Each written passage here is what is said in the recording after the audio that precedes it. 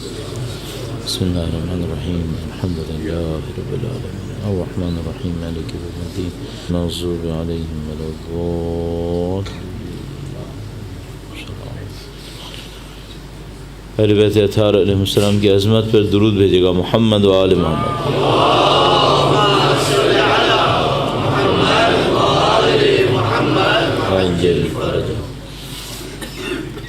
اعوذ باللہ من الشیطان الرجیم. بسم اللہ الرحمن الرحیم. الحمد للہ رب العالمین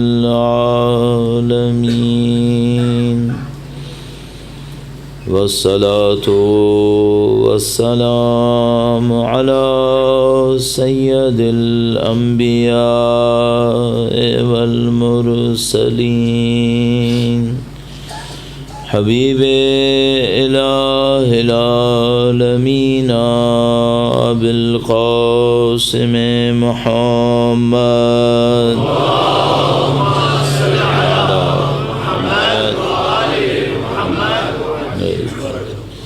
وعلى آلہ الطیبین الطاہرین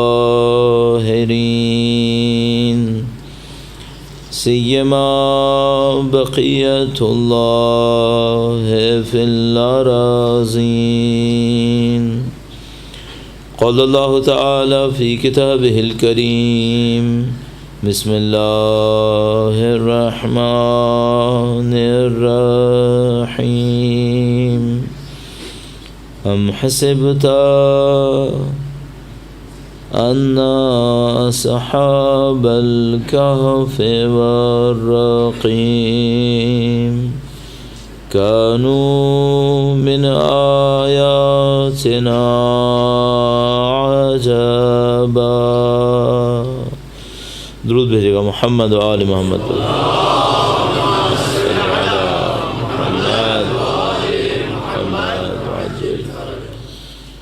پروردگار عالم کا انتہائی لطف و کرم ہے، انتہائی احسان ہے. اس نے ہمیں اہل بیت اطہار علیہ السلام کی محبت، ان کی مودت نصیب فرمائی ہے. اس فرش عزا پہ بیٹھنا نصیب فرمایا ہے.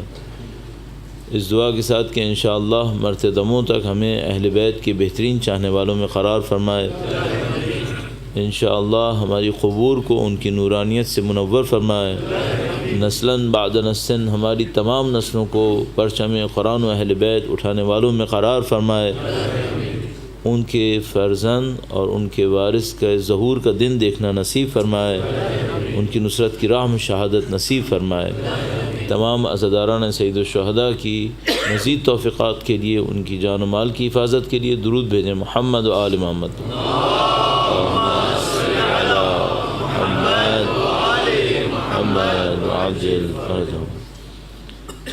پروردگار عالم نے اپنی اوصاف کے تحت جو صفتیں خدا کے اندر ہیں ان کے تحت اس کائنات کو خلق فرمایا ہے.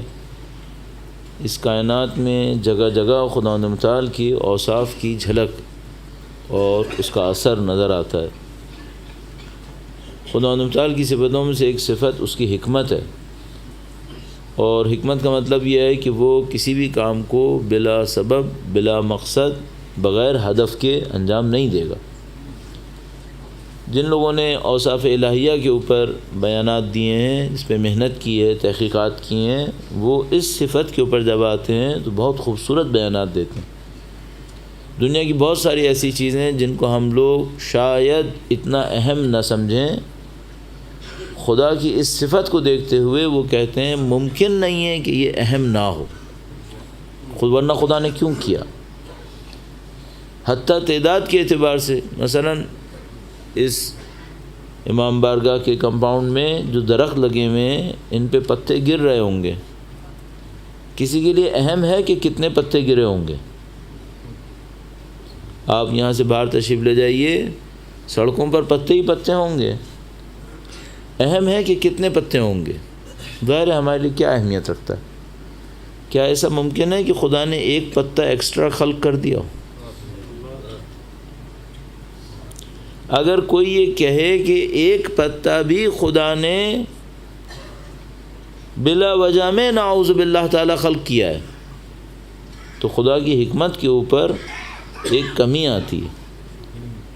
وہ جو حکیم ہے وہ کوئی کام بلا وجہ میں انجام نہیں دے گا، چاہے ایک پتا ہی کیوں نہ ہو، ریت کا ایک کنکر کیوں نہ ہو، یہ خداوند متعال ابس انجام نہیں دے گا۔ جو خداوند متعال کنکر اور پتھر بلا وجہ میں خلق نہیں کرے گا، کیا ممکن ہے کہ اس جگہ کے اوپر بیٹھے ہوئے کسی بندے کو بلا وجہ میں خلق کر دیا ہو؟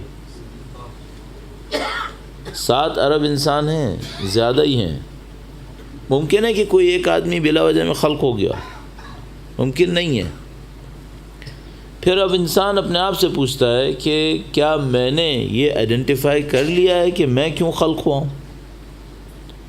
جو کچھ میں نے آپ سے عرض کیا اس سے قبل مجالس کے اندر وہ یہ تھا کہ یہ پوری دنیا کیوں خلق ہوئی ہے، انسان کیوں خلق ہوا ہے، اور ہم نے کہا کہ تزکیہ نفس کے لیے خلق ہوا ہے، اپنے اندر جو پوٹینشلز ہیں ان کو یوٹیلائز کرے، ڈیولپ کرے، اس کے لیے خلق ہوا ہے۔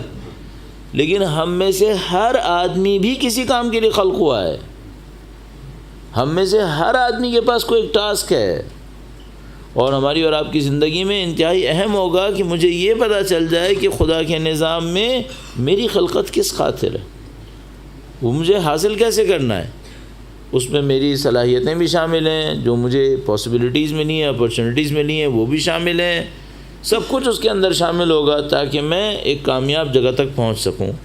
یہ پھر بھی میرے حوالے سے ہے۔ اب میں ایک اگلا سوال کروں گا، پوری انسانیت نے کہاں پہنچنا ہے؟ اب تک پہنچی ہے یا نہیں پہنچی ہے؟ تو جو بھی اس وقت انسانیت کو دیکھے وہ فوراً کہے گا کہ جس ہدف کی خاطر بھی خدا نے خلق کیا تھا یہ نہیں ہو سکتا جس پہ اس وقت ہم کھڑے ہیں۔ اس وقت دنیا کے اندر جو مسائل ہیں کم از کم یہ قطعاً ہدف نہیں ہو سکتا۔ میں ایک مثال آپ سے عرض کروں گا، درود بھیجیے گا محمد و آل محمد محمد وعجل فرج۔ میرے ایک اور دوست نے میرے ساتھ یہ پریکٹس کروائی، سادہ سا کام کیا اس نے۔ ہم لوگ ایک جگہ پہ بیٹھے ہوئے تھے، وہاں پہ ایک وائٹ بورڈ لگا ہوا تھا، اس نے بیچ میں ایک لائن لگائی، 2 کالم بنائے، ایک کالم میں ساری اچھائیاں لکھ دیں، سچ بولو، وفاداری، قربانی، ایثار، سخاوت، شجاعت، ساری اچھائیاں سیدھے ہاتھ پہ لکھ لیں۔ پھر اس نے الٹے ہاتھ پہ ساری برائیاں لکھنا شروع کی، جھوٹ بولنا، مکاری کرنا، خود غرضی دکھانا، دھوکہ دینا، ساری برائیاں الٹے ہاتھ پہ لکھ لیں۔ اس کے بعد اس نے مجھ سے ایک سادہ سا سوال کیا، کہا ہماری دنیا کے اندر سیدھے ہاتھ والا انسان زیادہ کامیاب ہے یا الٹے ہاتھ والا زیادہ کامیاب ہے؟ ہماری دنیا کے اندر، جس دنیا میں اس وقت ہم رہ رہے ہیں، اس میں یہ والا انسان زیادہ کامیاب ہے یا یہ جو الٹے ہاتھ پر غلط انسان ہے یہ ہماری دنیا میں زیادہ فٹ ہو رہا ہے؟ تو میں نے اس سے کہا کہ میرا دل تو یہ چاہ رہا تھا کہ یہ دنیا ایسی نہ ہوتی، لیکن بہرحال اس وقت دنیا میں جو زیادہ فٹ ہونے کے قابل ہے یہ الٹے ہاتھ والا غلط انسان ہے۔ بار اس نے مجھ سے کہا کہ میں نے یہ سوال 20 سے زیادہ ملکوں میں لوگوں سے کیا ہے، سب کا خیال یہی ہے کہ ہماری دنیا میں اس وقت غلط آدمی زیادہ فٹ ہو رہا ہے۔ اس کا مطلب کیا ہے؟ یہ وہ دنیا نہیں ہے جو خدا کو چاہیے، قطعاً نہیں ہے۔ اس کی خاطر خدا نے خلق نہیں کیا ہوگا۔ اس کا مطلب کیا ہے؟ اس کا مطلب یہ ہے کہ یقیناً ایک وقت آنا ہے جب دنیا نے ساری کی ساری نے تبدیل ہو جانا ہے، اور اس خاطر ہم ایک جملہ کہتے ہیں، وہ یہ کہ ظہور امام زمین اور آسمان کی خلقت کی خاطر ضروری ہے۔ اگر ظہور امام نہ ہو نعوذ باللہ تعالی اور دنیا ایسے ہی چلے، خدا کی خلقت کے اوپر کوئی اثر ہے کہ آیا خدا نے اس کے لیے خلق کیا تھا؟ اور وہ خود فرماتا ہے قرآن کریم کے اندر کہ ہرگز ایسا نہیں ہے، وَنُرِيدُ أَن نَّمُنَّ عَلَى الَّذِينَ اسْتُضْعِفُوا فِي الْأَرْضِ وَنَجْعَلَهُمْ أَئِمَّةً وَنَجْعَلَهُمُ الْوَارِثِينَ۔ درود بھیجے گا محمد وآل محمد، صلی علی محمد وآل محمد وعجل فرج۔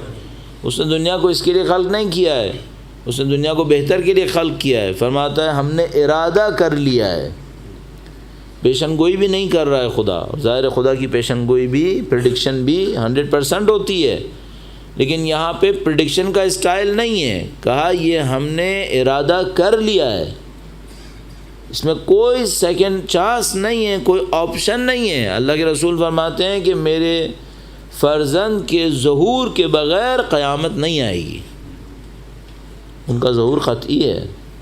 خدا فرماتا ہے ہم نے ارادہ کر لیا ہے کہ ہم دنیا میں جو کمزور تھے ان پر احسان کریں گے، نجعلہم ائمہ ونجعلہم الوارثین، ان کو زمین کی رہنمائی دیں گے، رہبری دیں گے، ان کو زمین کے اوپر وارث بنائیں گے۔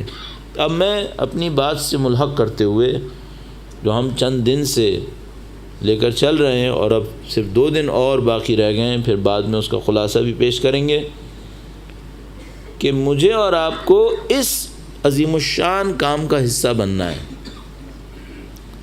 کہ یہ پوری دنیا تبدیل ہو، ایسی دنیا کی طرف جائے جو خدا چاہتا ہے، جو اس کا رسول وعدہ کر رہا ہے۔ اس کام کو کس طریقے سے انجام پانا ہے، اس کی چند باریکیاں آپ کی خدمت میں بہت بریفلی عرض کروں گا، اور اپنی بحث سے فائدہ اٹھانے کی کوشش کریں گے۔ درود بھیجے گا محمد و آل محمد۔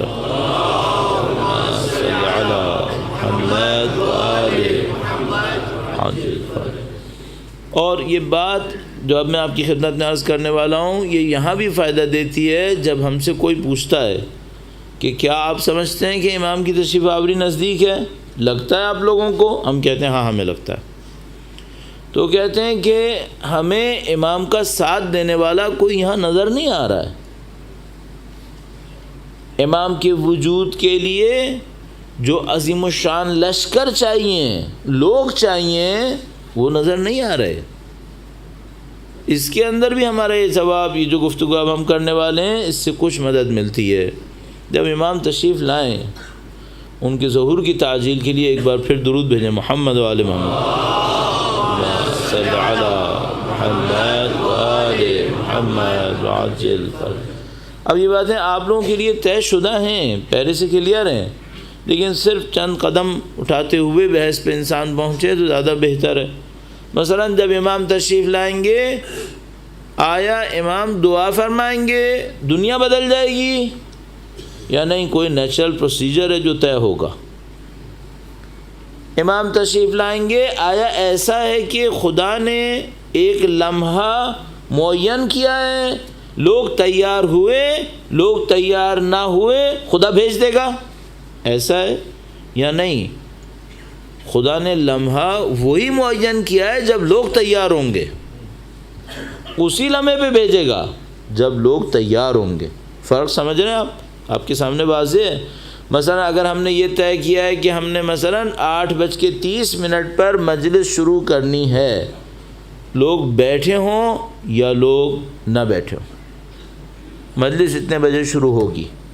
ایک دفعہ آپ کہتے ہیں ہم نے لوگوں کے آنے کا انتظار کرنا ہے اور اس کے بعد مجلس شروع ہوگی، کیوں؟ ہمارا کوئی مقصد لوگوں سے ہے، ان کے لیے ہونی ہے، ٹھیک ہے؟ امام کی تشریف آوری ایک خاص وقت پر ہوگی، چاہے لوگ تیار ہوں چاہے لوگ تیار نہ ہوں، یا نہیں؟ خدا نے متعال فرما رہا ہے یہ جو ہم نے غیبت کی ہے یہ بھی اسی وجہ سے کی ہے کہ یہ تیار نہیں تھے، اب جب تک یہ دوبارہ تیار نہیں ہوں گے ظہور نہیں ہوگا۔ تو ہمیں دوسرا پوائنٹ لگ رہا ہے کہ خدا نے متعال ظہور کرے گا ہی اس وقت جب لوگ تیار ہوں گے۔ اب ایک اور معاملہ ہے، جب لوگ تیار ہوں گے اور امام تشریف لائیں گے، معجزے سے سب صحیح ہو جائے گا یا نہیں؟ پھر کوئی اور نیچرل پروسیجر ہے، پھر کوئی اور نیچرل پروسیس ہے، وہ طے ہوگا۔ تیسرا سوال، جب امام تشریف لائیں گے اور لوگ تیار ہوں گے تو اس وقت معاشرہ کیسا ہوگا؟ سب لوگ اچھے ہوں گے پھر امام آئیں گے، اور جو تھوڑے تھوڑے سے برے رہ جائیں گے انہیں ختم کر لیں گے، یا کسی اور طریقے سے ہوگا سب لوگ غلط ہوں گے پھر امام آئیں گے اور پھر غلط لوگوں کو کون ختم کرے گا؟ تو ہمارے سامنے ہی کوشچن آ جاتا ہے. کوشچن میں ابھی دہراؤں گا آپ کی خدمت میں، درود بھیجیے گا محمد و آل محمد پر.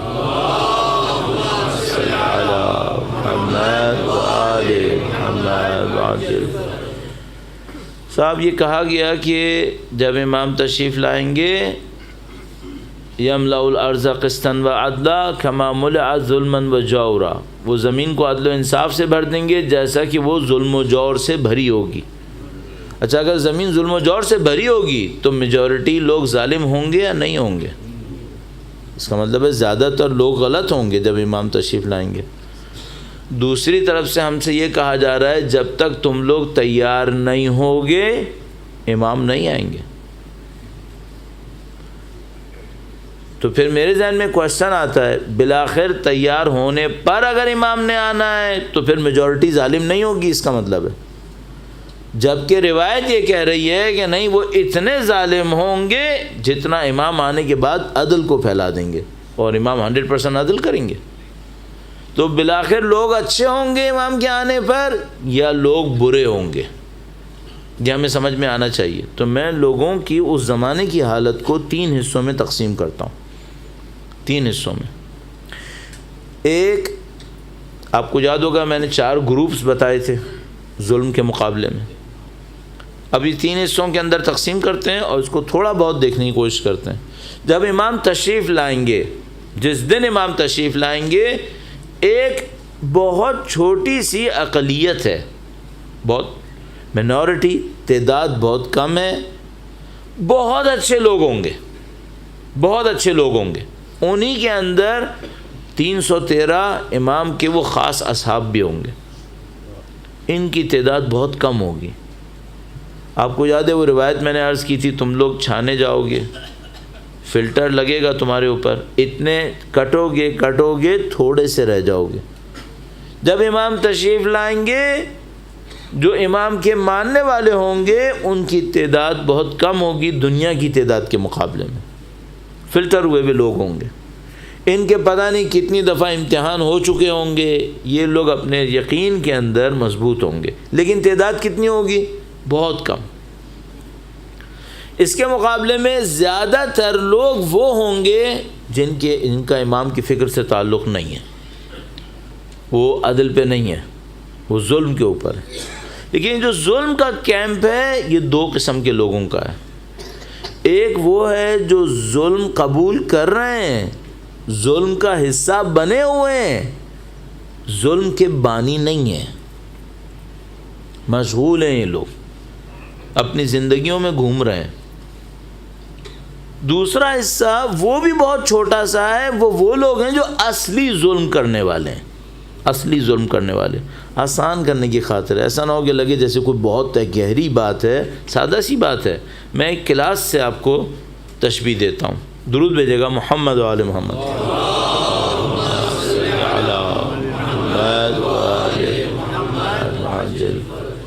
میں مختلف لیولز میں بچوں کو پڑھایا ہے، تقریباً 10 سال پاکستان پہنچنے کے بعد بھی، 2006 تک، 96 سے 2006 تک. میں نے معمولاً کلاسز کا بیہیویئر یہ دیکھا ہے کہ کلاس کے اندر 10-15% بچے ایسے ہوتے ہیں جو ٹاپ آف دا لائن ہوتے ہیں، بہت زبردست ہوتے ہیں. ان کو میرا جیسا پڑھائے یا نہ پڑھائے ان کی گریڈ پہ کوئی فرق نہیں پڑے گا. اگر اس علاقے میں A+ ہوتا ہو تو یہ A+ لے آتے ہیں، وہاں پر A ہوتا ہو تو یہ A لے آئیں گے. پرسنٹیج میں ہو تو بھی ہائی پرسنٹیج یہ لوگ خود بخود اچیو کر لیں گے. ایک خاص 10%، 15% لوگ. ہر کلاس کے اندر 10-15% ایسے ہوتے ہیں جن کے لیے آئنسٹائن بھی لے آؤ تو وہ پڑھیں گے نہیں، انہوں نے نہیں پڑھنا. آپ سب لوگ کلاسز میں بیٹھے ہیں، آپ سب لوگوں کا اس کو اچھی طرح پتہ ہے کہ ہر کلاس میں خدا نہ کرے خود نہ ہوئے ہوں تو ہر کلاس میں 10-15% ایسے ہوتے ہیں جن کے اوپر کوئی اثر نہیں پڑنا، کچھ بھی سکھاؤ اس نے نہیں سیکھنا۔ بیچ کے جو 70-80% ہوتے ہیں یہ کس پہ ڈیپینڈ کر رہے ہوتے ہیں؟ یہ ٹیچر پہ ڈیپینڈ کر رہے ہوتے ہیں۔ اگر ٹیچر ان کو پک کر سکا تو ان کو نکال کے اچھی جگہ لے آئے گا، نہیں پک کیا یہ یہیں پڑے رہ جائیں گے، ان کا کام خراب ہو جائے گا، ان کا فیوچر برباد ہوتا ہے۔ پھر سوسائٹی بھی ایسی ہے، 10-15% شاید قسمت سے امام کے ظہور کے زمانے میں، بہت بڑی تعداد بتا رہا ہوں، 10-15% ایسے ہوں گے جو انسان بن چکے ہوں گے۔ یہ امام کے ظہور کے وقت کی بات عرض کر رہا ہوں، صحیح ہو چکے ہوں گے، یہ امام کے ظہور کے لیے تیار ہو چکے ہوں گے۔ 10-15% وہ ہوں گے جنہوں نے اصل میں امام سے لڑنا ہے، انہوں نے لڑنا ہے۔ بیچ میں بہت بڑی ایک اکثریت ہے، یہ ظلم کا شکار لوگ ہیں، ان کے دماغوں پر ظلم نے قبضہ کیا ہوا ہوگا۔ جب امام تشریف لائیں گے، چھوٹے سے وہ جو 5-10% ہیں یہ امام کا ساتھ دینا شروع کریں گے، یہ امام کا انیشیل لشکر ہوگا، یہاں سے کام شروع ہوگا۔ جب یہ لوگ اپنے کام کو شروع کریں گے، آہستہ آہستہ امام کی بات تمام انسانوں تک پہنچنا شروع ہوگی۔ وہ جو 10-15% ظالم ہیں وہ مان جائیں گے؟ نہیں۔ یہ جو بیچ والے ہیں یہ سب فوراً جاگ جائیں گے؟ نہیں۔ لیکن ان کے اندر آہستہ آہستہ جاگنے کا عمل شروع ہو جائے گا۔ اب مجھے ایک سوال پوچھنا ہے، یہ سب میں نے آپ کی خدمت میں عرض کیا، سوال پوچھنا ہے، انتظار کس کا ہے؟ امام کی تشریف آوری میں انتظار کس کا ہے؟ اب دیکھو 2-3 کانسیپٹس یہاں بن سکتے ہیں، میں آپ کی خدمت میں عرض کرتا ہوں، تھوڑی سی برین اسٹارمنگ ہو جائے گی تاکہ ہم ایک پوائنٹ تک پہنچ سکیں گے۔ درود بھیجے گا محمد و آل محمد پر۔ صلی علی محمد و آل محمد۔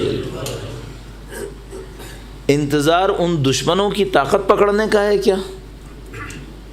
وہ جو 10-15% ظالم تھے، وہ ظالم اپنا ظلم پھیلائیں، کیا اس کا انتظار ہے؟ ایک گروپ نے یہی کہا۔ یہ عجیب بات ہے، ایک گروپ آیا اس نے یہ کہا کہ ہمیں انتظار ظالموں کا ہے کہ وہ ظلم کب پھیلائیں گے تاکہ امام آ جائیں۔ تو ان سے پوچھا بھائی اس انتظار میں ہم کیا کریں؟ تو انہوں نے کہا جتنا ہو سکے ظالموں کا ساتھ دے دو، جتنا ہو سکے ظالموں کا ساتھ دو، ظلم پھیلاؤ، نعوذ باللہ تعالی۔ اس کے لوگ بیٹھتے تھے، جوانوں کو نماز سے روکتے تھے۔ کیوں کر رہے ہو بھائی؟ یہ کہنے لگے اگر سارے جوان نماز پڑھنے لگے تو وہ ظلم کب پھیلے گا؟ یہ بیوقوفیاں ہوتی ہیں۔ یہ ایک گروپ ہے جس نے کہا ہمیں انتظار ظلم کا ہے، انتظار ظلم کا ہے، لہذا نعوذ باللہ تعالی ہم ظلم پھیلائیں گے۔ یہ بیوقوفی ہے، حماقت ہے، اس کے اوپر بات کرنے کی ضرورت ہی نہیں ہے۔ اب ایک اور چیپٹر ہے، انتظار 10-15% اچھے لوگوں کا ہے، وہ 313 لوگ کب بنیں گے؟ اچھا، ہم لوگوں نے بچپن سے جو کچھ سنا ہے وہ یہی سنا ہے کہ بھئی سارا انتظار 313 لوگوں کا ہے کہ وہ جیسے ہی 313 پورے ہوں گے امام تشریف لے آئیں گے۔ صحیح ہے؟ اچھا، اب پوچھنے والا ہم سے یہ پوچھے گا کہ بھائی 1400 ایئرس، چلو 1150 ایئرس لگا لو، 1150 سال لگا لو، 313 انسان نہیں آئے، 313 بندے نہیں آئے ابھی تک۔ اچھا، اب میں لاکھ کہوں کہ بھائی وہ 313 بہت سلیکٹڈ ہیں، تو وہ کہے گا چلو ہر سینچری میں کچھ لگا لو، اب بھی 313 پورے نہیں ہوئے۔ پھر ایک اور مسئلہ ہے، اس رات امام آئیں گے جب 313 پورے ہوں گے، یا کیا ہونے والا ہے؟ تو اب میں کہوں گا اس میں تھوڑا سا ایڈیشن کر لیں، وہ جو بیچ والی قوم ہے اس کا، وہ جو بیچ میں لوگ بیٹھے ہیں 70-80%، ان کا انتظار ہو رہا ہے۔ ان میں کس چیز کا انتظار ہو رہا ہے؟ ان میں انتظار ہو رہا ہے کہ یہ صحیح ہو جائے؟ نہیں، یہ صحیح نہیں ہوں گے، امام کے آنے سے پہلے یا ظالموں کے ساتھ ہوں گے یا ظلم کا شکار ہوں گے۔ انتظار کس بات کا ہے؟ اتنی عقل لے لیں کہ جب حق نظر آئے تو اسے قبول کر لیں۔ انتظار اس بات کا۔ یہ جو بیچ والی قوم ہے اس میں انتظار ہو رہا ہے کہ ان کے پاس اتنی عقل ہو، اتنا ان کے اندر کنٹرول ہو کہ جب حق ان کے سامنے رکھا جائے یہ قبول کر لیں۔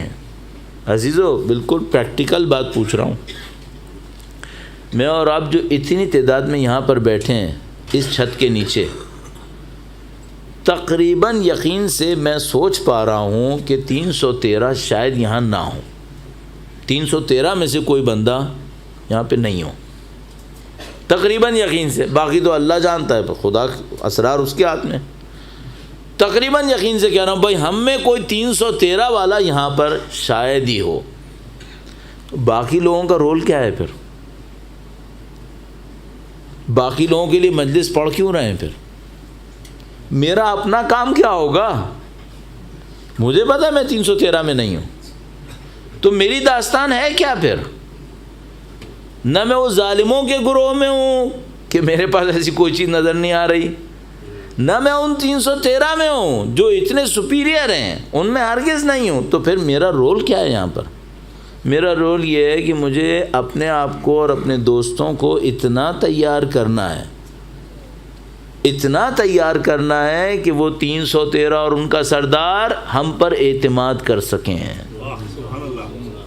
کیا اعتماد کر سکیں؟ کہ جب ہم آئیں گے تو یہ ہمارا ساتھ دے دیں گے۔ اب میں آپ سے پوچھ رہا ہوں، انتظار کس کا ہے؟ ظلم کا ہے؟ نہیں۔ 313 کا ہے؟ نہیں، میرے اور آپ کا ہے۔ انتظار ہمارا آپ کا ہے۔ 313 شاید آ چکے ہوں گے، ظالم تو پہلے سے بیٹھے ہوئے ہیں، جو ظالموں کے ظلم کے نیچے چکی میں پسے ہوئے ہیں، جن کے اندر سر اٹھانے کی طاقت نہیں ہے، وہ بیچارے پسے ہوئے ہیں۔ انتظار کس کا ہے؟ انتظار ان عقل مندوں کا ہے جن کی عقل میں اتنی بات آ جائے کہ اپنے امام کی خاطر جان دے دینا، بس۔ انتظار ہمارا اور آپ کا ہو رہا ہے۔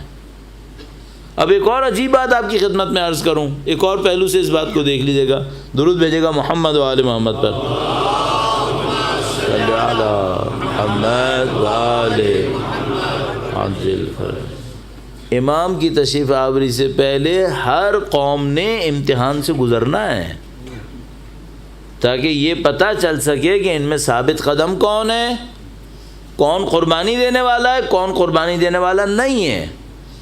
آپ کو یاد ہے ہم کس موضوع پہ بات کر رہے تھے؟ کربلا سے ہم نے کیا سیکھنا ہے تاکہ ان کے فرزند کا ساتھ دیں۔ ہر قوم نے قربانی سے گزرنا ہے تاکہ وہ ثابت کر سکے ہم اس کام کے اہل ہیں۔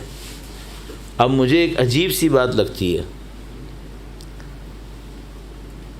بہت معذرت چاہتا ہوں اگر کوئی اس کو سمجھے کہ یہ سیاسی معاملہ ہے یا مجھے اس میں نہیں جانا چاہیے تھا، یہ جغرافیکل ایشو ہے۔ ایرانی قوم کا امتحان ہو گیا ہوگا یا نہیں ہوا ہوگا؟ بھائی 30-35 سال تو ہو گئے ان کو امتحان دیتے ہوئے، 8 سال جنگ بھی کر لی، 2-2.5 لاکھ شہید بھی دے دیے، شاید 4-5 لاکھ زخمی بھی دے دیے۔ 2-2.5 لاکھ شہید ہوئے ہوں گے تو 1-1.5 لاکھ تو بیوائیں ہو گئی ہوں گی، 4-5 لاکھ بچے بھی یتیم ہو گئے ہوں گے۔ امتحان نہیں ہوا ہے، ٹھیک ٹھاک امتحان ہو گیا۔ ثابت قدم ہوئے یا نہیں ہوئے، ہماری خیال میں، میری دانست میں، اپنی کم علمی میں، وہ لوگ ٹھیک ٹھاک ثابت قدم نظر آ رہے ہیں۔ عراقیوں کا ہوا ہوگا یا نہیں ہوا ہوگا؟ 30 سال تو صدام جیسا بدبخت حکومت کر کے گیا ہے۔ اس قوم نے اپنے حب اہل بیت کا کٹھن امتحان دیا ہے، سخت امتحان دیا۔ الحمدللہ رب العالمین مقامات مقدسہ موجود ہیں، عزاداری سید الشہداء جاری و ساری ہے، وہ اپنے امتحان کے اندر شاید ایک معنی میں کہہ سکیں، میرا جیسا کہے گا، سرخرو ہوتے نظر آ رہے ہیں۔ لبنانیوں نے دے دیا، کافی دے دیا، اسرائیل سے لڑ لیے، ان کے مقابلے میں جیت لیے، انہوں نے بھی بڑی قربانیاں دے دیں۔ قصہ مختصر، اب انتظار کس کا ہے؟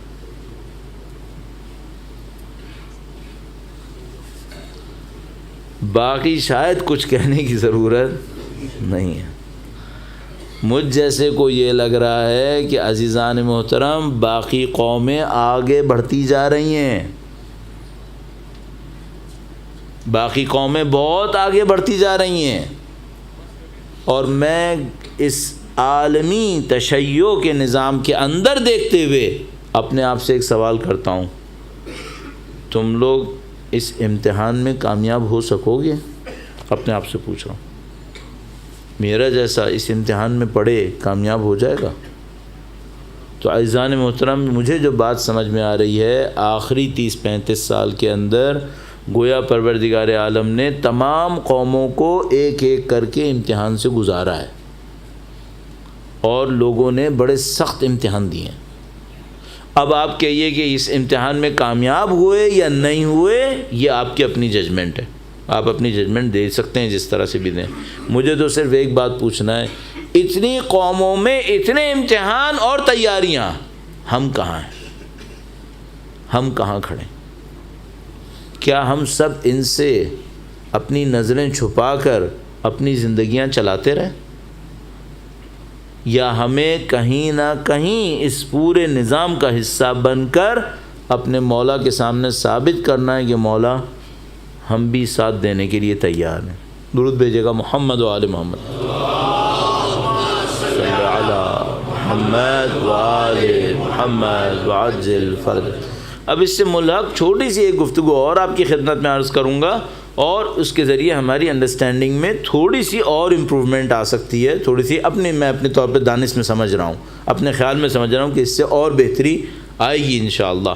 البتہ ہمارے بیان میں جو کوتاہی ہے اور جو میں کہتا ہوں کہ کمزوری ہے، اس سے قطع نظر الحمدللہ فرش اعضاء کے صدقے میں خدا ہم سب کو شعور نصیب فرما رہا ہے انشاءاللہ۔ درود بھیجے گا محمد و آل محمد پر،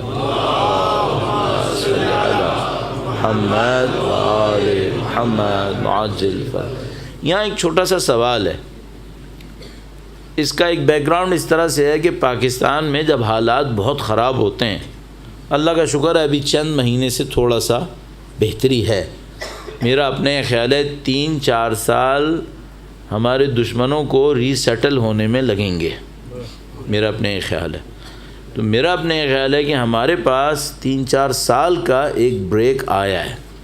اب اس میں ہم کتنے ہوشیار ہوں گے اور کتنے ادارے بنائیں گے، سب سے بڑا گیم چینجر ادارے بنانا ہے، کتنے انسٹیٹیوٹس آپ ڈیولپ کر پائیں گے، اور میں اس کے اوپر تفصیلی آرائز پیش کر چکا ہوں کسی اور جگہ کے اوپر، لہذا اس پہ عرض نہیں کروں گا کہ انسٹیٹیوٹس کی فنکشنز کیا ہونے چاہیے جس سے ہم اپنی قوم کو طاقت کی طرف، مثبت طاقت کی طرف، پازیٹیو پاور کی طرف لے جا سکتے ہیں۔ بارہ یہاں پہ ایک بہت بڑا کوشچن آتا ہے، جب حالات خراب ہونے لگتے ہیں، حالات خراب ہونے لگتے ہیں تو ہر ایک آدمی بیچارہ پرواہ کر رہا ہوتا ہے، تو ایک گروپ اٹھتا ہے، وہ کہتا ہے کہ یہ جو ساری قوم کی بری حالت ہے نا، یہ سب کا سب علماء نے کیا ہے، اگر یہ صحیح ہوتے سب صحیح ہو جاتا، یہ سب صحیح ہو جاتا۔ اچھا، ان کی بات میں وزن بھی ہے، ان کی بات میں وزن بھی ہے، صرف اتنا سا دیکھنا پڑے گا علماء کا مطلب کیا ہے۔ بھائی رسول اللہ کے زمانے میں علم دین حاصل کرنے کے لیے اپنے پروفیشنز کو چھوڑ کر کسی یونیورسٹی کو جوائن کرنا، یہ سب نہیں تھا، یہ سب نہیں تھا۔ آج کے زمانے کا کمپلیکیشن ہے، میں ریئلائز کر رہا ہوں، آج کے زمانے کے اندر اسپیشلائزیشن کا ٹائم ہوتا ہے۔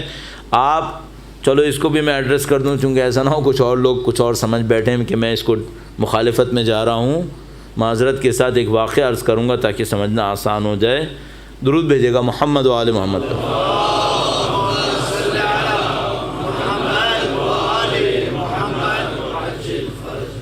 ایک مدرسہ ہے حیدرآباد شہر میں، کراچی سے تقریباً 140 کلومیٹرز پر۔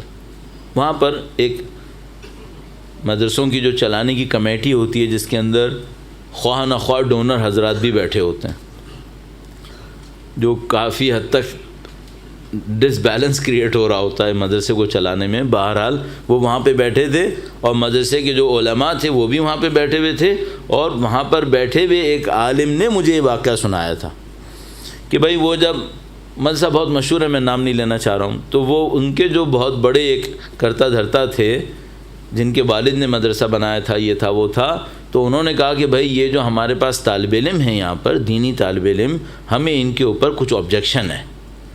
تو جو مدرسے کے پرنسپل تھے انہوں نے کہا بتائیے کیا آبجیکشن ہے، تو ہم اس کو ریکٹیفائی کریں گے۔ انہوں نے کہا کہ ہمیں ان کا کوئی فیوچر سمجھ میں نہیں آ رہا، یہ بیچارے دینی طالب علم ہیں، یہ لوگ دینی تعلیم حاصل کریں گے، اور دینی تعلیم حاصل کرنے کے بعد جب سوسائٹی میں آئیں گے تو ان کے پاس ارننگ کرنے کے لیے کوئی چیز نہیں ہوگی۔ تو یہ بات ہمیں سمجھ میں نہیں آ رہی کہ ایسا کیوں ہو رہا ہے۔ تو انہوں نے کہا کہ بھائی آپ بتائیے کہ کیا ہونا چاہیے۔ تو انہوں نے کہا کہ ہمارے خیال میں ایسا ہونا چاہیے کہ جتنے بھی بچے مدرسے کے اندر پڑھ رہے ہیں، ان بچوں کو کہیں کوئی ویلڈنگ کا کورس کراؤ، کوئی کارپینٹری کا کورس کرا دو، کوئی میکینک کا کورس کرا دو، تو یہ لوگ جب سوسائٹی میں آئیں گے تو ان کے پاس ایک اسکل ہوگی، اور اس اسکل کے ذریعے سے ارننگ بھی کر لیں گے اور دین کی خدمت بھی کر لیں گے۔ آئیڈیا صحیح ہے؟ آپ فیصلہ نہیں کر پا رہے، اور آپ بہت صحیح کر رہے ہیں کہ آپ فیصلہ نہیں کر رہے۔ کیوں؟ آپ کی کیپیسٹی میں ہے بھی نہیں، یہ آپ کا کام ہے بھی نہیں، بہت اسپیشلائز جاب ہے یہ۔ وہاں پہ ایک عالم بیٹھے تھے، انہوں نے کہا کہ بھائی آپ کا اپنا پروفیشن کیا ہے؟ آپ کے خود ڈگریز ہمیں پتہ ہے، آپ MBBS ڈاکٹر ہیں، تو ڈاکٹر صاحب یہ بتائیے کہ آپ جب MBBS کر رہے تھے تو آپ نے ویلڈنگ اور میکینک اور کارپینٹری میں سے کون سا کام سیکھا تھا؟ تو انہوں نے کہا کہ بھائی نہیں، ہم نے کچھ نہیں سیکھا تھا۔ آپ نے پھر کیا کیا تھا؟ تو انہوں نے کہا کہ ہم نے صرف MBBS پڑھا تھا، میڈیکل سائنسز کو پڑھا تھا، گریجویشن کیا، اور گریجویشن کرنے کے بعد ہم فیلڈ میں آ گئے۔ تو انہوں نے کہا کہ بھائی آپ یہ بتائیں کہ آپ بیماروں کا علاج کرنا جو اللہ کے نزدیک عبادت ہے، اس کو فی سبیل اللہ کیوں نہیں کرتے شام میں؟ آپ بھی کارپینٹری سیکھ لیتے، آپ بھی ویلڈنگ سیکھ لیتے، میڈیکل سائنسز میں MBBS کے ساتھ کارپینٹری کا ایک سرٹیفکیٹ بھی لگوا لیں، تو آپ صبح سے شام تک آرام سے بیٹھ کر ویلڈنگ کریں اور شام کو بیماروں کا مفت علاج کر لیا کریں۔ یہ ترکیب آپ کیوں نہیں قبول کر رہے؟ تو انہوں نے کہا کہ بھائی MBBS بڑا مشکل کام ہوتا ہے، اس میں بہت پڑھنا پڑتا ہے۔ تو انہوں نے کہا کہ آپ نے سمجھا ہے کہ دینی کام میں کوئی مشکل کام نہیں ہوتا، اس میں کچھ پڑھنا نہیں ہوتا۔ عزیزان محترم، بہت دفعہ کچھ چیزیں آپ کو بہت اچھی لگیں گی، لیکن ذرا جو حل آپ بتا رہے ہیں نا، اس کو لکھ کر امپلیمنٹ کرنے کے فیزز بنا لیجئے، پھر آپ کو سمجھ میں آئے گا کہ جو آپ کہہ رہے ہیں یہ پرابلم کو سالو کرے گا یا پرابلم کو اور خراب کر دے گا۔ ہمارے پاس لوگ بہت سارے آتے رہتے ہیں جو ہمیں ترکیبیں بتاتے رہتے ہیں قوم کی بہتری کے لیے، ہم بھی سنتے رہتے ہیں۔ اب ہم نے یہ سوچا ہے جیسی کوئی ترکیب لاتا ہے اس سے کہتے ہیں بھائی اس کا ایک سینopsis بنا کے لے آؤ۔ 95% 90% تو ویسے ہی ختم ہو گیا معاملہ۔ 5 صفحے لکھنا صحیح آسان کام نہیں ہوتا، اور جب آپ اس کے اوپر غور کرتے ہیں تو آپ کو صحیح پتہ چلتا ہے۔ تو جتنے لوگوں کے ذہن میں قوم کی بہتری کے لیے ترکیبیں گھوم رہی ہیں، میں ان سب سے ریکویسٹ کروں گا کہ بھائی 5 صفحے اپنی ترکیب کے اوپر اچھے سے لکھ کے لے آئیں، بنا لیں اپنے ذہن سے نکال کر اس کو پیپر پہ لے آئیں، تو آپ کو پتہ چلے کہ بھائی اس میں ہونا کیا ہے۔ تو بہرحال عرض کیا تھی؟ عرض یہ تھی کہ جب بھی ایسی کوئی مشکل آتی ہے تو لوگ اعتراض کا ایک چیپٹر شروع کر دیتے ہیں، علماء نے یہ کیا، علماء نے یہ کیا، علماء نے یہ کیا۔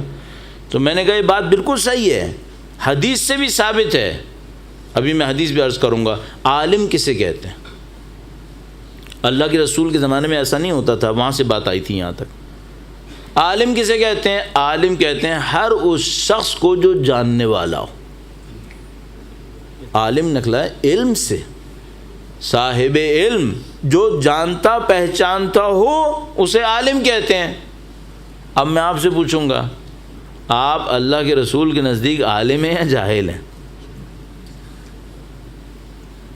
40 سال سے میرے جیسی اگر عمر ہوئی تو 40 سال سے تو آپ مجلسوں میں بیٹھ رہے ہیں، 40 سال بیٹھنے کے بعد عالم بنے یا جاہل بنے ہیں؟ ایک لیول میں آپ سب لوگ عالم ہیں، کیوں اپنے آپ کو جاہل بنا رہے ہیں؟ آپ سب پر ذمہ داری آئے گی جو رسول اللہ نے عالم کے لیے کہی ہے، جو امیر المومنین نے خطبے میں بیان کیے، دونوں ابھی آپ کی خدمت میں آپ پر آئے گی، کیوں اپنے آپ کو جاہل بناتے ہو؟ اللہ کے رسول نے کیا فرمایا؟ درود بھیجے گا محمد و آل محمد صلی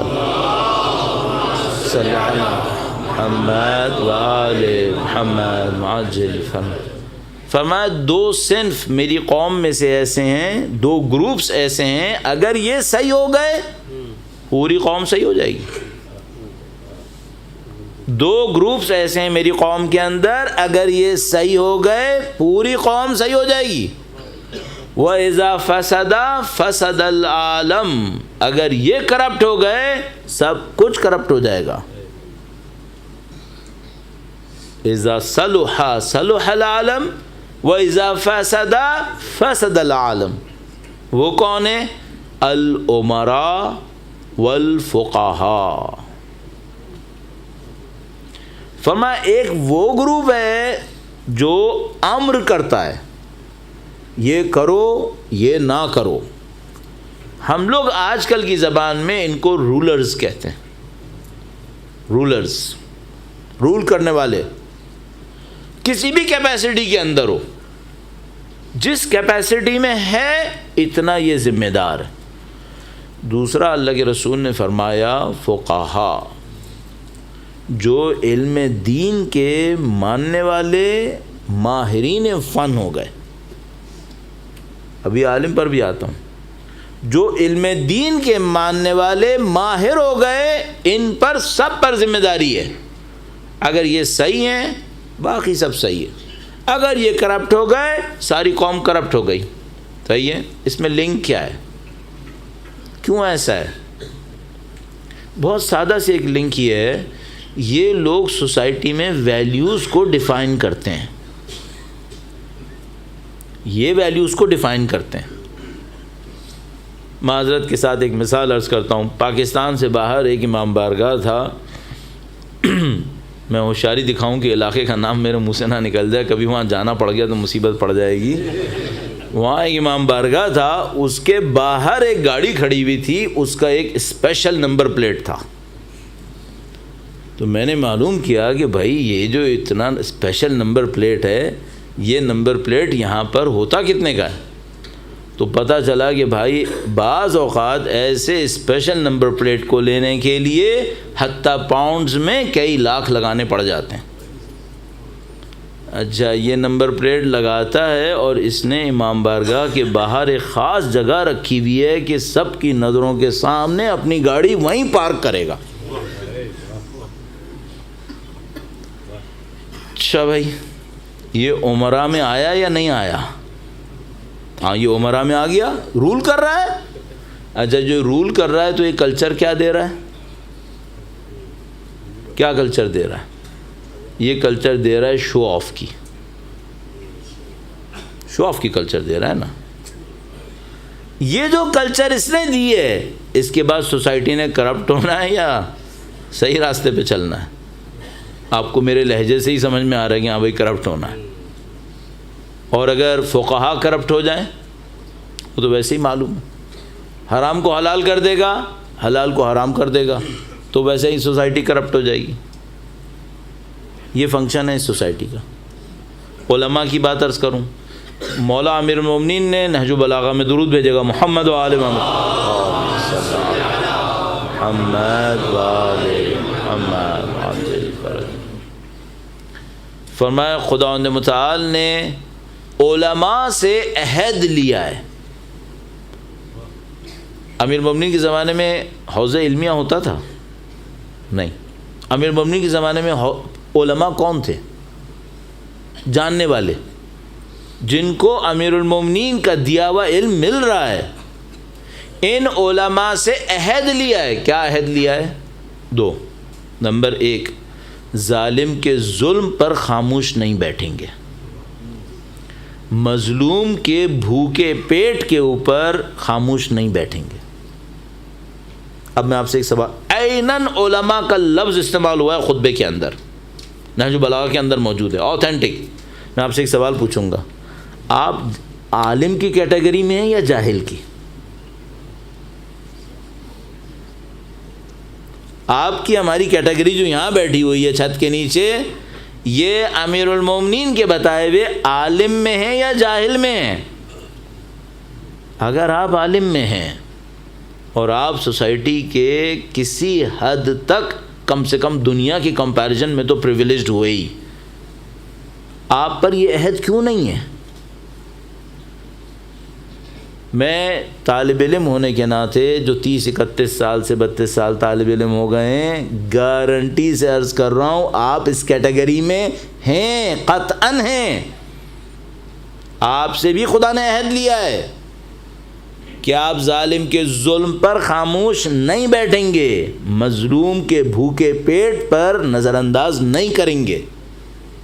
اب میں آپ سے ایک سوال پوچھوں گا، امام کے آنے کی جو تیاری ہونی ہے اس میں کس کا انتظار ہو رہا ہے؟ آپ کا انتظار ہو رہا ہے۔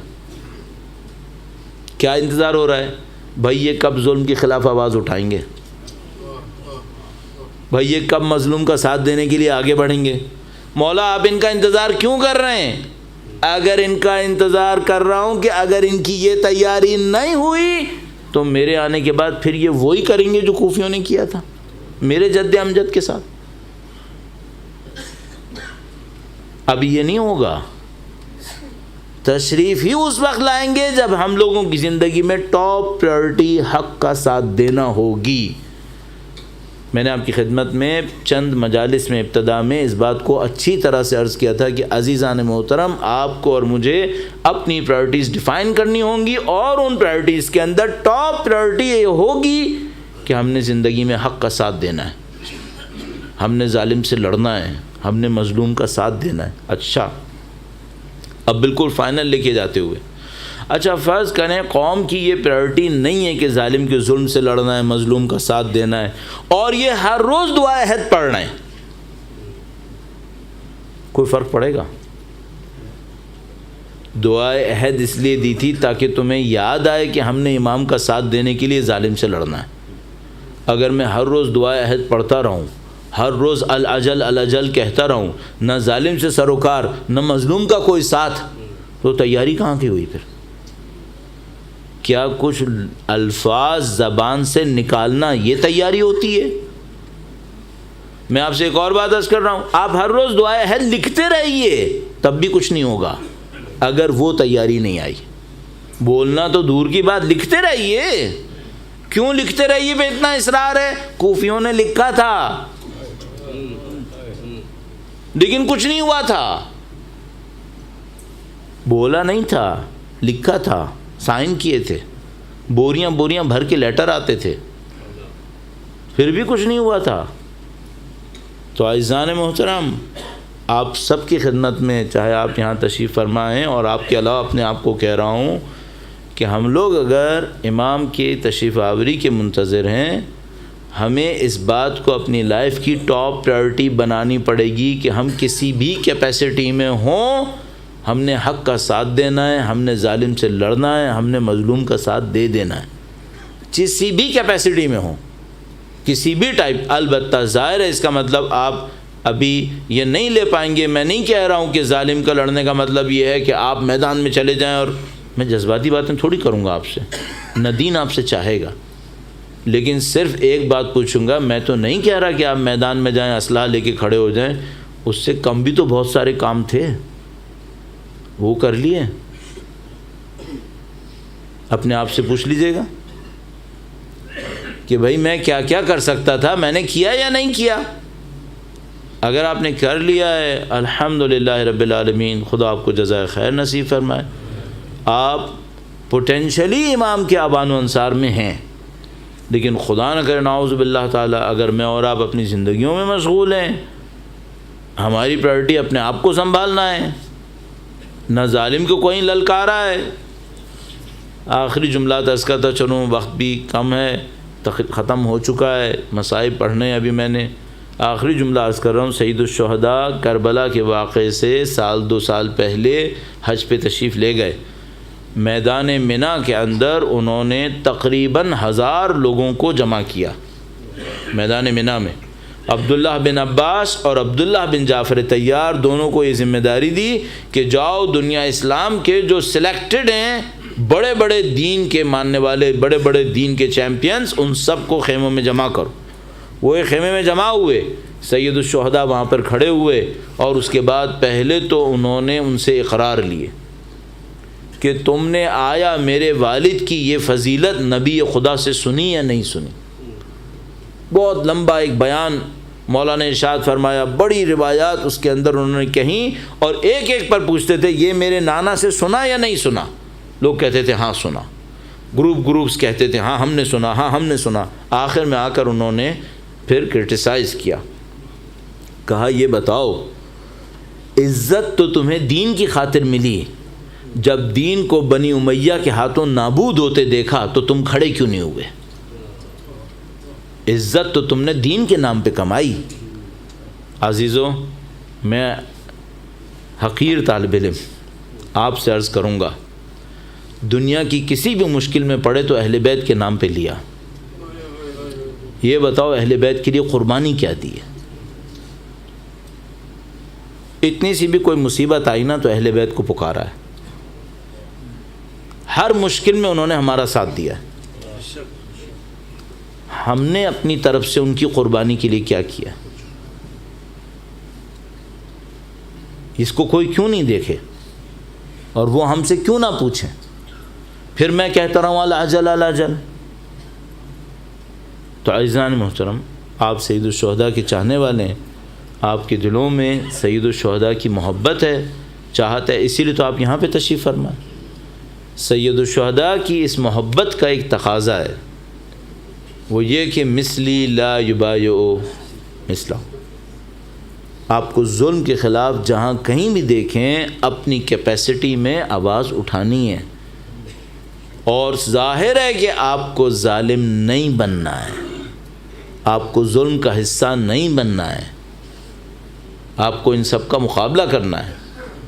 جس وقت میں اور آپ اپنی اس کام کے لیے تیار ہوتے ہیں، اس وقت نصرت امام کے لیے ماحول تیار ہوگا۔ اور میں نے عرض کیا باقی قومیں تیار ہونے کو ثابت کر رہی ہیں، اور آپ کو اور مجھے اپنے اس رول کو آئیڈینٹیفائی کر کے بتانا ہوگا۔ یہ جو آپ یہاں پہ تشریف لائے ہیں یہ درسگاہ ہے، باقی اصل باہر ہے۔ کوئی یہ نہ سمجھے یہ جو میں یہاں تک آیا یہ میں نے کر دیا، یہ تو شروع ہوا ہے، یہاں تو سکھانے کی جگہ ہے۔ انجینئرنگ کی کلاس میں نہیں کی جاتی ہے، باہر جا کے کی جاتی ہے۔ بیمار کا علاج MBBS کی کلاس میں بیٹھ کے نہیں ہوتا ہے، بیمار کا علاج باہر جا کے ہوتا ہے۔ ظلم سے لڑنا امام بارگاہوں کے اندر بیٹھ کے نہیں ہوگا، باہر ہوگا، وہ باہر ہوگا۔ تو یہ جو آپ یہاں پر آ گئے یہ آپ سیکھنے کے لیے آئے، ہمیں اور آپ کو باہر جا کے آواز اٹھانی ہوتی ہے اور اپنے کام کو کرنا ہوتا ہے۔ یہ وہ خطرناک پہلو ہے جس پہ جانے جاتی ہیں، اس پہ بڑے مسائل آتے ہیں، اور قربانی اسی کو کہتے ہیں۔ سید الشہداء نے کیوں سب کچھ قربان کیا؟ 1400 سال سے ہم لوگ تذکرہ کر رہے ہیں اور بے حق تذکرہ کر رہے ہیں، اور مجھے سب سے زیادہ جس بات پہ اطمینان ہوتا ہے ان باتوں کو کہتے وقت وہ یہ کہ عزیزان محترم، اگر خدا کو آپ کو اور ہم سے امیدیں ختم ہو چکی ہوتی تو ہمیں یہاں نہ آنے دیتا، وہ ہمیں یہاں لے کر آیا ہے۔ وہ ہمیں طاقت نہ دیتا ہم فرش عذاب پہ نہیں آ سکتے تھے، وہ ہمیں یہاں تک لے کر آیا ہے۔ اگر وہ ہمیں توفیق نہ دیتا ہم امام کی محبت میں ایک آنسو نہیں بہا سکتے تھے۔ اس نے ہمیں توفیق دی ہے، اس نے ہمیں توفیق دی ہے تو ہم ماتم کر رہے ہیں، عذاب سید الشہداء جلوس کی صورت میں برپا کر رہے ہیں، یہ سب اس کی دی بھی توفیق۔ اس کا مطلب کیا ہے؟ اس کو آپ سے انتظار ہے، آپ کے دل میں کوئی نورانیت ہے جس کی وجہ سے دروازے کھلے ہوئے ہیں، اور یہ جو نورانیت ہے یہ مجھے سمجھ میں آتا ہے حب اہل بیت کی وجہ سے۔ آپ کے اور ہمارے دلوں کے اندر اہل بیت اطہار علیہ السلام کی ایسی محبت آئی ہوئی ہے، بڑی نشانیاں ہیں اس کی۔ میں کبھی کبھی سوچتا ہوں، آپ اکیلے میں بیٹھ جائیے، ابھی تو مجلس ہے، کبھی اکیلے میں بیٹھ جائیے اور اکیلے میں اپنے آپ سے بیٹھ کر پوچھیں سقائے حسین، اکیلے میں بیٹھے ہوں، کوئی اطراف میں نہ ہو، تب بھی اگر آپ نے اپنے آپ سے کہا سقائے حسین تو آپ کے دل میں ایک کسک سی اٹھتی ہے۔ اگر کہیں پر آپ بیٹھے ہوں، کوئی آپ کے پاس اچانک آئے اور کہے یتیم بچی، کچھ کوئی کانٹیکسٹ نہ ہو، تب بھی آپ کا ذہن فوراً حسین کی یتیم بچی کی طرف جاتا ہے۔ یہ وہ ہے جس کو اہل بیت نے کہا تھا کہ ہمارے چاہنے والوں کا خمیر ہماری مٹی سے ہے، ان کی مٹی میں ہماری مٹی شامل ہو گئی ہے۔ اور عزیزو، آج حسین کے علم بردار قافلہ حسینی کے سالار خیموں کے اندر موجود بیویوں کی آخری امید مولا ابو الفضل العباس کا تذکرہ ہے۔ کربلا نے کتنے عظیم الشان کردار دیے، اور ان عظیم الشان کرداروں میں ایک کردار مولا ابو الفضل العباس کا کردار۔ عجیب جملہ ہے ہمارے پاس، شب عاشور کے موقع پر، ایک موقع پر سید الشہداء نے جب لشکر کے دشمن کے لشکر کی آواز سنی اور بی بی زینب نے فرمایا اس کو میں بعد میں پڑھوں گا، تو ابو الفضل سے کہا کہ بھیا جاؤ دشمن سے ہمارے لیے مہلت لے کر آؤ، ایک رات کی مہلت لے کر آؤ۔ عزیزو، مستندات کے اندر عجیب ہے یہ بات، مستندات کے اندر جو قابل اعتماد روایات ہیں اس کے اندر لکھا ہے کہ سید الشہداء نے فرمایا بنفسی انت یا اخی، اے میرے بھائی میری جان تجھ پر قربان۔ عباس کا مقام دیکھ رہے ہیں آپ، مولا ابو الفضل العباس کا مقام کتنا عجیب مقام ہے کہ سید الشہداء نے فرمایا بنفسی انت یا اخی، اے میرے بھائی میری جان تجھ پہ قربان۔ اتنا وفادار حسین ہے یہ، اتنے وفادار حسین۔ اور عزیزو، میں اس طرح سے دیکھوں گا، اگر ایک انسان شجاع ہو، بہادر ہو، شمشیر چلانے والا ہو، اس سے کہو شمشیر چلائے تو یہ تو آسان کام ہے، لیکن ذرا کسی شجاع اور شریف سے کہو عمر سعد سے مہلت لے کر آئے، اب امتحان ہے۔ اگر شب عاشور سید الشہداء کہتے عباس جاؤ عمر سعد کی گردن کاٹ کے لے آؤ، یہ بہت آسان ہوتا، لیکن کہا بھیا جاؤ ان سے ایک رات کی مہلت لے کر آؤ۔ اب یہ شجاع کس انداز میں عمر سعد سے مہلت لے کر آیا، یہ صرف وفاداری ہے، یہ صرف تابعداری ہے جو میں اور آپ زیارت مولا ابو الفضل العباس کے اندر پڑھتے ہیں کہ یہ وہ بھائی ہے جس نے ہمیشہ اپنے بھائی کی پیروی کی ہے، تبعیت کی ہے، اور کیوں نہ ہوتا۔ عزیزو، چند منٹ میں ایکسٹرا ضرور لوں گا، مولا ابو الفضل کے مصائب پڑھنے ہیں مجھے، اور میں تیزی سے نہیں پڑھ سکوں گا ان کو، مجھے آہستہ آہستہ پڑھنا ہے۔ یہ کیوں نہ ہو ایسا بھائی، اس کی رگوں میں ام البنین کا خون ہے۔ ایک طرف سے ام البنین کی وفاداری لی ہے. کون ام البنین؟ ام البنین وہ ہیں جو جب گھر میں داخل ہوئیں تو حسن و حسین سے کہا کہ آپ ہمارے مالک ہیں، آپ ہمارے مالک ہیں، ہماری اولاد آپ کی غلام ہے.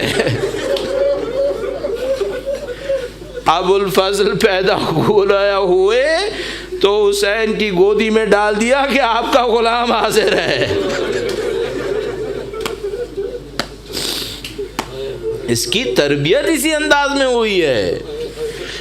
امیر المومنین نے ایسا بچہ تربیت کرنا تھا جو حسین غریب الوطن حسین کا بھائی بنے، اس کا ساتھ دینے والا بنے. عجیب روایات ہمارے پاس بیان کرنے والے بیان کر رہے ہیں کہ مولا ابو الفضل کھڑے ہوئے، عاشور کے دن 3 بھائیوں کو قربان کیا. ام البنین 4 بچوں کی ماں، بھائیوں کو ایک کے بعد ایک بھیجتے تھے. البتہ بعض روایات کے مطابق 3 بھائی قربان کیے. سید الشہداء نے کہا ابو الفضل کتنی کمائی بنی ام البنین کی لٹاؤ گے؟ ام البنین کی ساری کمائی لٹا دو گے؟ ابو الفضل سب کو قربان کرتے چلے گئے اپنے بھائی کے اوپر. بس ایک موقع آیا عاشور کا دن، مولا ابو الفضل سید الشہداء کے سامنے آ کر کھڑے ہو گئے. بار بار صبح سے شام تک اپنے بھائی کو دیکھتے تھے، اپنے مولا اور آقا کو دیکھتے تھے. کہتے کچھ نہ تھے، بس اشاروں میں کہتے تھے مولا میں جاؤں، اب میں جاؤں.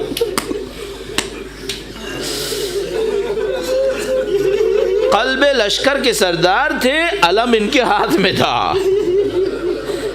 لشکر کے قلب کے سردار تھے، علم ان کے ہاتھ میں تھا. بار بار مولا کے پاس آ کر اشارے میں کہتے تھے مولا میں چلا جاؤں. بس ایک موقع آیا، سارا لشکر ایک ایک کر کے نثار ہو گیا، قربان ہو گیا. سید الشہداء کے سامنے کھڑے ہوئے اور کہا کہ میرے آقا و مولا اب مجھے اجازت دے دیں، بچوں کی العطش صحیح نہیں جا رہی، یہ بچے پیاس سے بلک رہے ہیں، میں ابو الفضل اب برداشت نہیں کر پا رہا میرے مولا. فرمایا ابو الفضل تم ہمارے لشکر کی سردار ہو. فرمایا مولا سارا لشکر ختم ہو گیا، سب قربان ہو گئے، اب سردار کا حق ہے کہ وہ بھی اپنی جان قربان کرے. عزیزو ایک جملہ ہے یہاں پر جو سید الشہداء کہنا نہیں چاہ رہے ہیں، لیکن مجھے اور آپ کو پتہ ہے ابو الفضل سے کیا نہیں کہنا چاہ رہے. وہ یہ نہیں کہنا چاہ رہے کہ ابو الفضل تم چلے گئے تو بیویوں کی امیدیں کس سے رہے گی؟ تم ہو تو دشمن نہیں آ رہا، تم چلے گئے تو بیویوں کی امیدوں کا کیا ہوگا؟ بس ایک موقع پر اجازت دی، کہا سکینہ کے لیے پانی کا بندوبست کرو، بچوں کے لیے پانی کا بندوبست کرو. ابو الفضل نے مشکیزہ تھامی، آخری الوداع کے لیے خیمے کے سامنے آئے. عزیزو 2 جملے اس موقع کے. گویا جب بچوں کے سامنے آیا کہ ابو الفضل نے مشکیزہ تھامی ہے تو سب بچوں کو یقین ہو گیا کہ اب تو پانی آئے گا، اب پانی آ جائے گا. چونکہ آج تک ابو الفضل نے جس کا ارادہ کیا ہے اس سے پیچھے نہیں ہٹے. لیکن میں ان بچوں سے کہوں گا کہ بچوں تم تو ایک بات کہہ رہے ہو نا کہ پانی آئے گا، ارے 2 باتیں سوچو، یا پانی آئے گا یا ابو الفضل بھی نہیں آئے گا. تمہیں نہیں معلوم یہ کربلا کا معرکہ ہے، یا پانی آئے گا یا ابو الفضل بھی نہیں آئے گا. بس ایک موقع آیا، مخدرات عصمت بیویوں کے سامنے کھڑے ہوئے. بی بی زینب سلام اللہ علیہا نے اپنے بھائی کو تیار ہوتا دیکھا. بس ایک جملہ منقول علماء کا بیان کیا ہوا، بس ایک جملہ کہا بھیا اب مجھے یقین آ گیا، اب یقین آ گیا۔ فرمایا کس بات کا یقین بہن؟ کہا جب باپ دنیا سے رخصت ہو رہا تھا تو اس نے بلا کر میرے بازوؤں کے بوسے لیے تھے اور کہا تھا زینب کیا ہوگا وہ وقت جب تیرے بازوؤں میں رسیاں بندھی ہوں گی؟ میں سوچتی تھی جس کی 18 بھائی ہو اس کے بازو میں رسی کون باندھے گا؟ اب احساس ہو گیا اب زینب کے بازو میں رسی بندھے گی، اب رسی بن جائے گی۔ نہیں معلوم ہم لوگ ابو الفضل کے دل کو کیسے سمجھ سکیں گے، ہم لوگ نہیں سمجھ سکیں گے۔ جس بھائی نے زندگی بھر اپنی بہنوں کے سامنے غیرت کا پہاڑ بن کر کھڑا ہونا ہو، اس کے سامنے بہن رو رہی ہو، اس بھائی کے دل پہ کیا گزر رہی ہوگی یہ اللہ جانتا ہے سر۔ اب ابو الفضل مشکیزہ لے کر پانی کی طرف گئے ہیں، شیر خدا پانی کی طرف بڑھ رہا ہے۔ بس اب ہم نہیں جانتے کہ ابو الفضل کی زندگی کا مقصد کیا ہے، صرف ایک مقصد ہے مشکیزہ میں پانی ہو اور پانی سکینہ تک پہنچے، پانی بچوں تک پہنچ جائے۔ ابو الفضل کی زندگی کا بس یہی مقصد ہے۔ لشکر عبید اللہ ابن زیاد کے اوپر حملہ کیا، پانی تک پہنچ گئے، دشمنوں کو چیرتے ہوئے۔ حیدر کرار کا بیٹا ہے، ہمیشہ کہوں گا ان کی شجاعتوں کو یاد رکھنا۔ آپ جوان ہو، آپ کو ابو الفضل کی طرح شجاع ہونا چاہیے، آپ کو دشمن کے سامنے مضبوط ہونا چاہیے۔ یہ ابو الفضل پانی تک پہنچ گئے، اب پانی پر پہنچے تو پیاسا مدتوں کا ہے، گھوڑا بھی پیاسا ہے، وہ زلجنا بھی پیاسا ہے، تو زلجنا کو اشارہ کیا کہ تو پانی پی لے۔ زلجنا نے پانی نہیں پیا، خود پانی چلو میں اٹھایا اور پانی کو دوبارہ پانی کے اوپر مار کر کہا میرے بچے پیاسے، میرا امام پیاسا۔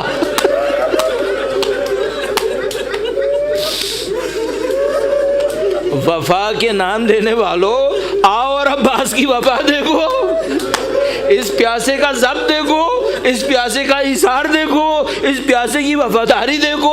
خود پانی نہیں پیا، مشکیزہ لے کر واپس بڑھے۔ عزیزو اب ہم میں مصائب بیان کرنے کی طاقت کہاں ہے؟ ابو الفضل کے مصائب بیان کرنا کوئی آسان کام ہے، لیکن بس ہمیں یہ پتا ہے ابو الفضل آگے بڑھ رہے تھے، دشمن سارے جمع ہو گئے، کب بس اس کو نہیں پہنچنے دینا ہے، بس سارے جمع ہو گئے۔ ایک سانحہ ہوا، ابو الفضل نے شعر تبدیل کیا اور شعر میں کہا واللہ ان قطعتم یمینی انی احامی ابدا عن دینی، خدا کی قسم تم نے میرا سیدھا ہاتھ کاٹ دیا لیکن میں اپنے امام کے ساتھ وفاداری کروں گا۔ کٹے ہوئے ہاتھوں کا شعر ہے یہ، دوبارہ آگے بڑھے، ایک اور ہاتھ کٹ گیا، بازو قلم ہو گئے، مشکیزہ دانت میں سنبھال لی، ارے کوئی معاملہ نہیں ہے، جب تک پانی ہے عباس کے دل میں آس ہے، بس آگے بڑھ رہا ہے، تھوڑی دیر آگے بڑھا، مجھ میں جرأت رہی ہے، تیرے سے تب چلا،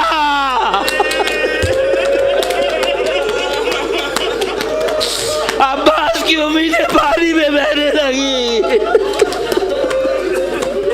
بس کچھ نہ سمجھا، اب کیا کرے عباس، پانی ہدف تھا، پانی کے لیے دوبارہ مڑا، ارے میں کہوں گا وفادار، اب تو اپنی جان کی سوچ لے، ابھی بھی پانی کے لیے مڑا کہ میں کٹے ہوئے ہاتھوں سے بھی پانی لاؤں گا۔ ایک گرز لگا، زمین کے اوپر گرا، دو روایتوں اور زحمت دوں گا، بہت وقت ہوا لیکن دو روایتوں کی زحمت ہے۔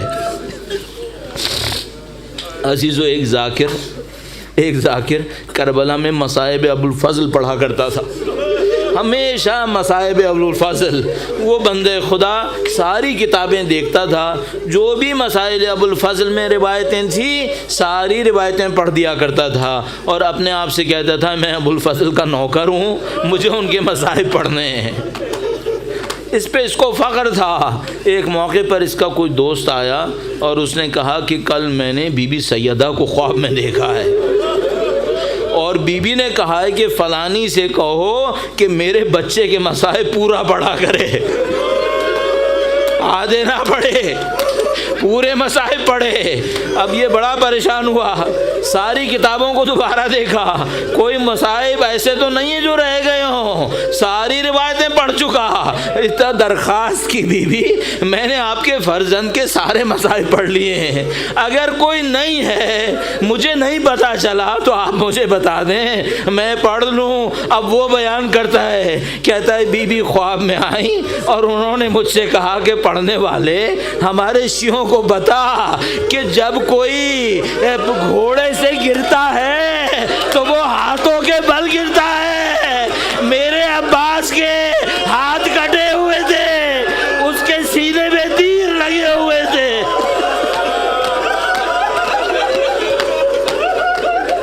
میرے بچے کے یہ مصائب پڑھو لوگوں کے سامنے۔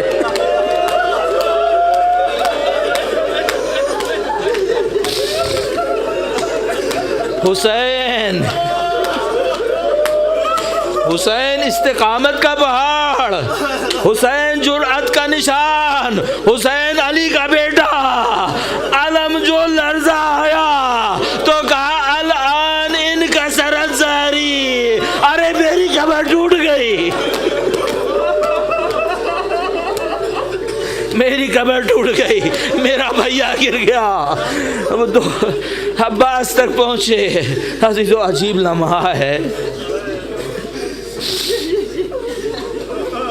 اگر یہاں کسی نے اپنے بھائی کا لاشا اٹھایا ہو تو اسے شاید پتہ ہوگا، لیکن جس نے بھی اپنے بھائی کا لاشا اٹھایا ہوگا نہ وہ بھائی عباس ہوگا نہ یہ حسین ہوگا۔ یہ محبت تو بس حسین اور عباس میں ہی تھی۔ مولا عباس کے سامنے پہنچے، کہا بھیا تو نے ساری زندگی خدمت کر لی، ساری زندگی ہماری راہ میں گزار دی، اب ایک بات تو مجھ سے کہہ دے تاکہ میں پوری کر لوں۔ کہا مولا میں آپ کا خادم، میں آپ کا جانثار، اگر آپ کہتے ہیں میں ایک التجا کروں گا، میں مختصر کروں گا۔ کہا میں ایک التجا کروں گا، مولا عباس کا لاشا خیمے میں نہ جائے۔ آخر بچوں کو وعدہ کیا ہے، بچے منتظر ہوں گے، عباس وفا کی نشانی ہے۔ عباس کا لاشا خیمے میں نہ لے کے جاؤ، میں یہیں پر رہوں گا۔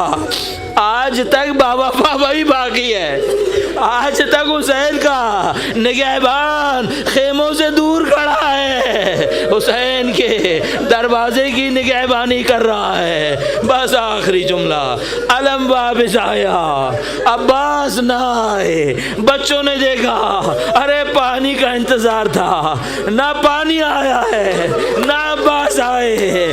بچے پکار اٹھے، گویا ارے اب کبھی پانی نہیں مانگیں گے، عباس سے کہو واپس آئے۔